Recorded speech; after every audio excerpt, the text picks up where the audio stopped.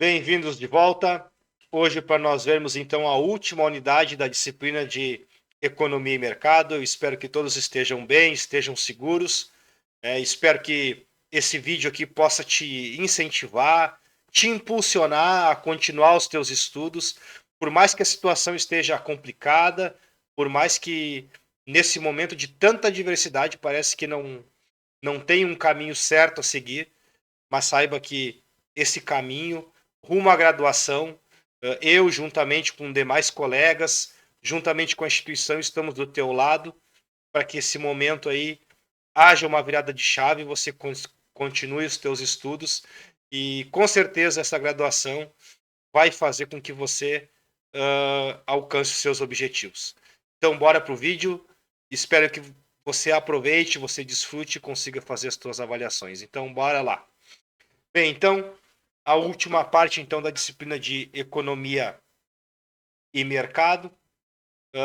A gente vai ver hoje, então, nessa unidade, a gente vai entrar então um pouco em economia internacional, a gente vai falar sobre também um pouco sobre globalização e também sobre o meio ambiente, né? E tudo isso, né, junto com a economia. Então, começando aqui os fundamentos do comércio internacional, né? Então, o comércio internacional ele é ancorado na teoria das vantagens, tá? Que foi criada lá ainda no século XIX, né? Por volta de 1817, por David Ricardo, tá? E aí a gente vai ver que essa teoria, tá? Ela defende que cada país deve se especializar na produção do bem que é relativamente mais eficiente ou que tenha um custo de produção menor e exportar esse bem. Então, a gente pode perceber que desde o início, né, os países, desde antes da invenção da moeda, os países eles já se preocupavam nesse âmbito, né, de ter um produto, produzi-lo bem, de uma maneira eficiente e utilizá-lo como uma moeda de troca, tá? Para que assim o comércio internacional fosse uh, fosse então realizado, tá? Então, aqueles bens que o país necessita, tá? Mas que não consegue produzir de maneira eficiente devem ser importados de outros países. Então, a especialização dos países na produção de bens distintos é a base para o progresso de troca entre as nações. E a taxa de câmbio? Como pode influenciar as importações e as exportações? Então, a taxa de câmbio ela é muito importante nesse processo de importação e exportação. A valorização cambial ocorre quando a nossa moeda, no caso aqui nós estamos falando do real, se valoriza em relação a outra moeda, no caso o dólar. Tá? E nesse caso, nossos produtos ficarão mais caros no mercado internacional. E com relação aos produtos, porque os produtos estrangeiros ficariam mais baratos. Né? E nesse cenário, vai estimular o quê? As importações, ou seja, vai fazer com que o brasileiro, ao invés de consumir os produtos nacionais, vai fazer com que ele comece então a buscar outros produtos lá fora.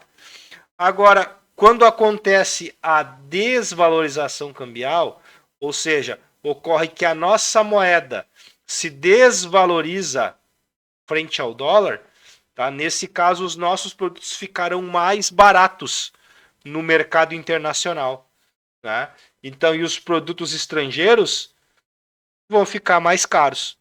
E esse cenário beneficia o quê? Beneficia o contrário, a enviar os nossos produtos para fora do país. Tá? Então, notem que há vamos assim dizer, força, né? Força compradora, força vendedora, tá? Quando se fala, então, de mercado cambial, beleza? De taxa de câmbio, tá? Melhor dizendo. Então, como é possível quantificar as exportações e importações de uma nação? E aí nós temos, então, a questão da balança de pagamentos, tá? Que é o registro contábil de todas as transações de um país com o resto do mundo. E o saldo da balança de pagamentos pode ser superavitário ou deficitário, né? Então, esses dois termos aqui se aplicam. Superavitário quando um país vende mais, né? Quando ele exporta mais do que ele em relação às importações. Então, essa balança cambial, o ideal é que ela fique equilibrada, né? Para que o país tenha um bom desenvolvimento, né? Do saldo da sua balança comercial. Seguindo aqui, então, a balança de pagamento superavitária. O país exportou mais do que importou. Tá? O país aumentou as suas reservas internacionais, atraindo mais dinheiro de fora. Tá? E com isso, a moeda local vai se valorizar. Então, toda vez que um país, no caso o Brasil, ele tem mais exportação, né, isso vai fazer com que o real se valorize frente ao dólar, que é a moeda mais utilizada no mundo. Tá? Então, quando acontece o inverso, a balança de pagamentos é deficitária, o país então importou mais do que exportou, o país perde reservas internacionais e o câmbio encarece. Aqui acontece justamente o contrário. Nesse caso aqui, o dólar vai se valorizar frente ao real, justamente por essa disparidade, tá? Disparidade na balança de pagamentos, tá? Seguindo aqui então, o que é processo de globalização? O que é isso? Nós já ouvimos tanto falar, né, desse termo, né? Então esse processo de globalização já vem acontecendo há bastante tempo, né? E ela nada mais é do que a integração cada vez maior dos mercados e dos meios de comunicação e do transporte, tá? Então tem alguns organismos, né? Foi necessário que fossem criados alguns organismos que pudessem facilitar essa internacionalização, essa globalização, né, dos países. Então, a gente vai começar agora a ver algumas entidades que foram criadas de diversos setores para que isso fosse possível. Então, a gente vai ver aqui o FMI, que a gente já ouviu falar algumas vezes. A gente vai ouvir sobre o Banco Mundial. A gente vai falar também sobre a OMC, ou Organização Mundial do Comércio. E também um bem conhecido nosso aí, que é o BRICS. Tá? Então, o FMI nada mais é do que um fundo internacional que empresta recursos financeiros a países que possuem algum desequilíbrio na sua balança de pagamentos. Então, aqui, se algum país está mais importando do que exportando, está com a sua moeda deficitária, está com a sua taxa cambial, né, deficitária, o que ela faz? Ela pede um dinheiro emprestado para esse fundo para poder equilibrar essa balança. Olha só. E aí é isso que se fala da dívida externa. A dívida do país está cada vez mais alta. Isso também nós brasileiros aí estamos acostumados a ouvir bastante. seguindo aqui então, geralmente esses empréstimos, né, são realizados apenas mediante o cumprimento de alguns requisitos pelos países que solicitam. Aí, além de emprestar dinheiro, o fundo acompanha as políticas econômicas e faz com que as recomendações de adequação dessas políticas quando acha necessário. Então, é como se fosse, né? Como se fosse um puxãozinho de orelha. Olha, tu precisa melhorar a tua política econômica, tu precisa melhorar aí as tuas práticas, porque senão tu não vai conseguir pagar a dívida, tu não vai conseguir honrar os teus compromissos financeiros. Tá? Então, seguindo aqui, o Banco Mundial. Tá? O que é o Banco Mundial? Ele é um organismo que concede os recursos financeiros a países em desenvolvimento. Né? Para citar alguns países em desenvolvimento, né? A gente pode citar o Brasil, né? É um dos países que está em desenvolvimento, a Índia é outro país que está em desenvolvimento e que recebe auxílio desse Banco Mundial. E o seu foco é financiar esses investimentos em infraestrutura, tá? Para inseri-los no mercado global. Aí nós temos também agora a OMC. OMC é a Organização Mundial do Comércio, que os seus objetivos é regular essas relações comerciais entre países membros e estabelecer mecanismos de soluções pacíficas, tá? Caso haja alguma dificuldade, alguma controvérsia no âmbito comercial. Tá? E procure estimular e ampliar o comércio internacional entre os seus países membros. Vocês vejam, né, que está acontecendo um conflito muito sério já há algum tempo entre Rússia e Ucrânia. Né? Os dois países eles são países exportadores. Né? A Rússia, a gente sabe, ela exporta principalmente petróleo, né? Gás, também, inclusive o Brasil teve comprando gás ultimamente lá da Rússia. E a gente sabe que a Ucrânia também exporta muitos grãos, como trigo, principalmente. Tá? Então a gente sabe que a OMC teve que intervir em alguns momentos para poder facilitar esse comércio, mesmo estando em conflito. Tá? Então a gente sabe então que esse é um papel fundamental para que a economia do mundo inteiro não seja afetada. E a gente viu isso, né? A gente viu isso quando aconteceu a pandemia, né? A gente sabe que aconteceu muitos problemas, principalmente com relação à entrega de microchips. Né? Microchips faltou no mundo inteiro porque a China detinha o monopólio do fornecimento.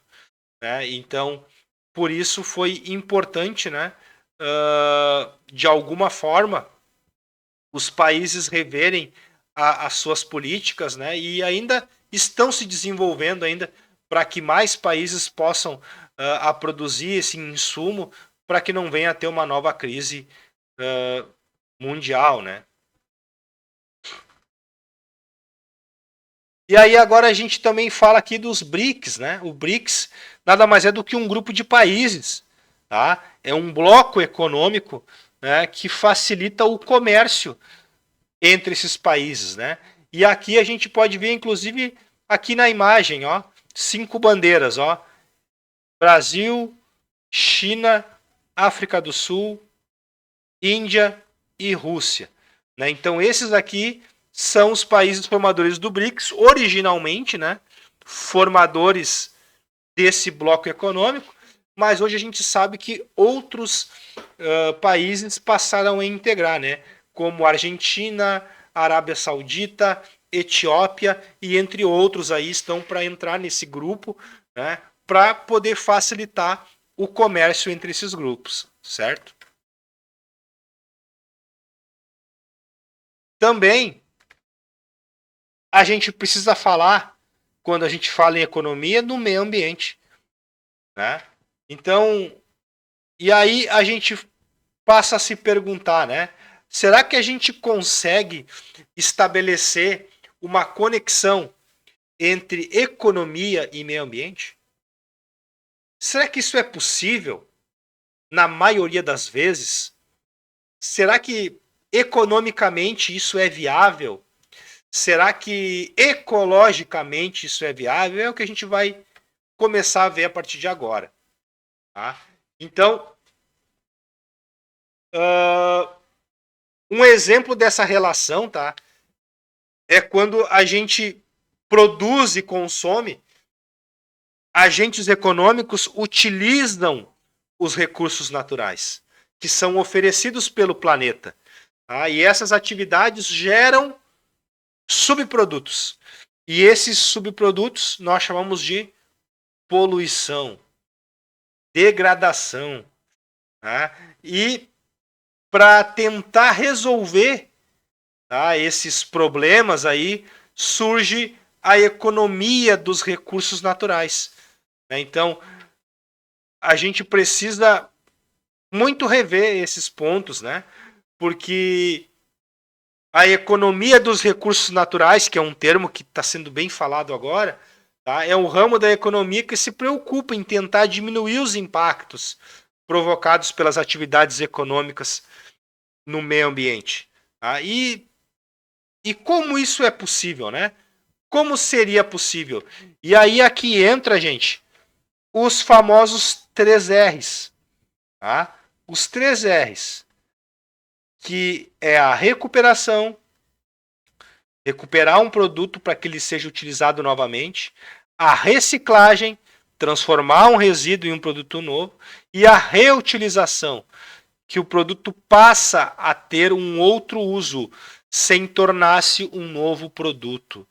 Então, desde alguns anos, já tem se pensado como fazer isso de maneira sustentável, como continuar utilizando os recursos naturais sem que haja um prejuízo para os nossos filhos, para os nossos netos, como fazer isso de maneira sustentável. E aqui a gente tem o conhecimento já de algumas empresas, né, que elas têm tentado se tornarem sustentáveis, né? Como, por exemplo, algumas empresas que trabalham com papel, que utilizam a celulose, que são extraídos de algumas árvores, né? Então a gente pode citar aqui 2 empresas, tá? Que tem esse exemplo aí, que no caso é a Klabin, né? E a Suzano, 2 empresas aí que têm matas enormes que são de sua propriedade e elas ficam plantando, fazendo o manejo sustentável dessas áreas, justamente para quê? Para que toda vez que eles extraiam a madeira para poder retirar a celulose, eles plantam novamente novas árvores para que dali a algum tempo eles possam novamente utilizar essa árvore e replantar novamente. Então isso é uma boa prática. Quem dera isso fosse possível, né? Da gente fazer isso para muitas outras matérias-primas, né? Que são retiradas da natureza. Né? Então, que nós possamos aí cada vez pensar nisso, nossos governantes possam estimular esse tipo de prática, né? Para justamente tornar o nosso mundo mais sustentável. Então, seguindo aqui, tá? A importância então desse desenvolvimento sustentável, tá? Ela está no centro da discussão econômica. Tá? Então, é necessário então satisfazer as necessidades das gerações atuais, sem comprometer as gerações futuras. E o desafio é aliar o crescimento econômico e desenvolvimento. Né? Como a gente vai fazer isso? Tá? E você sabe o que significa crescimento econômico e desenvolvimento? Né? O crescimento econômico nada mais é do que a geração de riqueza. É uma abordagem quantitativa da economia. Tá? Exemplo, aumento do PIB, renda per capita. Né? E o desenvolvimento sugere a melhoria da qualidade de vida da população. É materializada no indicador chamado IDH.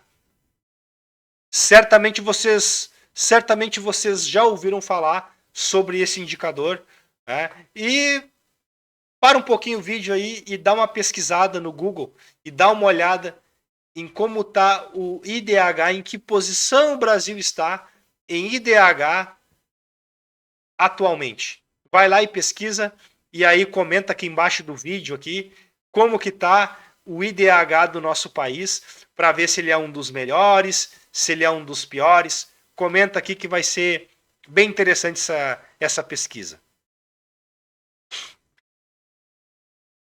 Bem, gente, era isso que eu tinha para a unidade 3. Eu acredito que aqui nós vimos vários temas que com certeza vai agregar nos teus estudos. Tu vai conseguir avançar aí nas avaliações e também eu acredito que vai começar então a sua mente a pensar, né, principalmente nessa questão de economia e ecologia, aonde que os dois podem se aliar e trazer bons frutos aí para nós atualmente, né, e também para o futuro, né, para nossos filhos, para os nossos netos. Então, eu quero desejar a todos aí que todos estejam bem, estejam em segurança, tá? E não se esqueça de compartilhar esse vídeo, comentar aqui sobre o IDH, em que posição está o Brasil, e se inscreva nesse canal aqui para receber os próximos vídeos que nós vamos estar aí publicando aqui para poder te auxiliar nos estudos. Um grande abraço aí, fiquem com Deus e até o próximo vídeo.